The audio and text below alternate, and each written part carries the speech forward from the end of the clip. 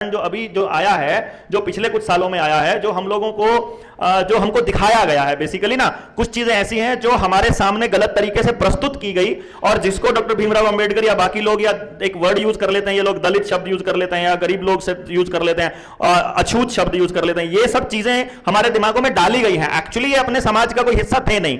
जैसे सती प्रथा है, अब आप में से आप कोई हो, आपका जानकार कोई रिश्तेदार हो, मान लो दंत कथाएं हम सुनते हैं अपने परिवारों की, हमारे परिवारों में ऐसा होता था, तो आप में से कोई भी व्यक्ति ऐसा नहीं होगा जिसने कभी सुना हो कि आपके परिवार में कोई सती हुई हो।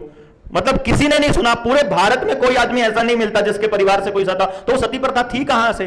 थी नहीं सती प्रथा। ये जानबूझ के हमको बचपन से सवाल, सती प्रथा का अंत किसने किया, सती प्रथा का अंत किसने किया, वो ड्रामा चालू किया। इसी तरीके से महिलाओं की बात है, हमारी महिलाएं कितनी साक्षर होती थी, इस बात का अंदाजा इस बात से लगाया जा सकता है कि भाई हमारा पैसा रुपए का जो हिसाब किताब है सारी महिलाएं रखती थी, आदमी अपने पास पैसा रखता नहीं था। दूसरा इस बात से लगाया जा सकता है कि वो आयुर्वेद की कितनी बड़ी जानकार रही होंगी कि हमारे घर में कोई भी बंदा बीमार हो गया, उसको दवाई बूटी क्या देना है, खाना क्या बनना चाहिए, किस तरह का सारा ज्ञान उनको होता था घर में रहते हुए।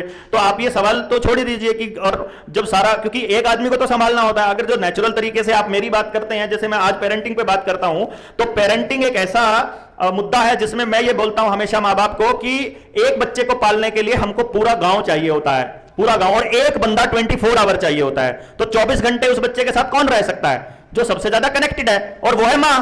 तो घर परिवार आपका केवल तभी सुरक्षित है, बच्चे आपके तब तक स्वस्थ मानसिकता के रहेंगे जब तक मां बच्चे के साथ कनेक्टेड रहेगी। और ये बात को मां ने समझा था और खुद जिम्मेदारी ली थी। ये नहीं था कि उसको चूल्हे चौके तक सीमित रख दिया था, ऐसा ड्रामा करा गया कि मैं सिर्फ रोटी बनाने के लिए ही हूं। का अरे भाई, तुम्हारे पास एक नेचुरल कला है, औरत के पास एक नेचुरल टेंडेंसी होती है। पहली नेचुरल टेंडेंसी ये होती है कि वो मतलब 24 घंटे भाव में रह सकती है। वो उसने अपने बच्चे को जब दूध पिलाना है, अपने बच्चे को जब खाना खिलाना है, अपने परिवार को जब खाना खिलाना। आदमी तो भाव विहीन भी हो जाता है कभी, औरत कभी भाव विहीन नहीं होती है। और हमको बचपन से सिखाया बताया जाता है कि हमको मालूम है कि जैसा खाए अन्न वैसा होए मन।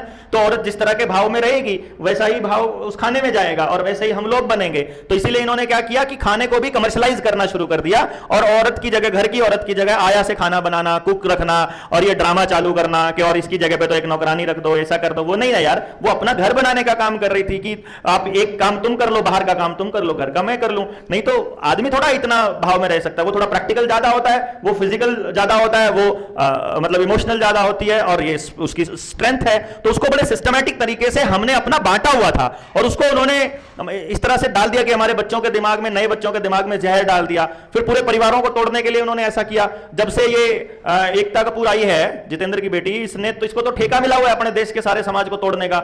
मतलब इसने पहली बार बताया कि सास और ननंद मिलकर षड्यंत्र रचती हैं भाभी के खिलाफ, मतलब बहू के खिलाफ में। तो हमारी लड़कियां जो है वो पहले ही शादी से पहले ही कहने लगी, मैं गांव में नहीं रहने वाली, मैं तो शहर में रहूंगी, और मैं ज्वाइंट फैमिली में नहीं जाने वाली, मैं तो अकेली रहूंगी, मुझे तो शादी होते ही सबसे पहले अलग होना है। ये सारी बातें उसने, टीवी ने हमारे दिमाग में जहर डाला सारा का सारा, अदरवाइज ऐसा कुछ था नहीं।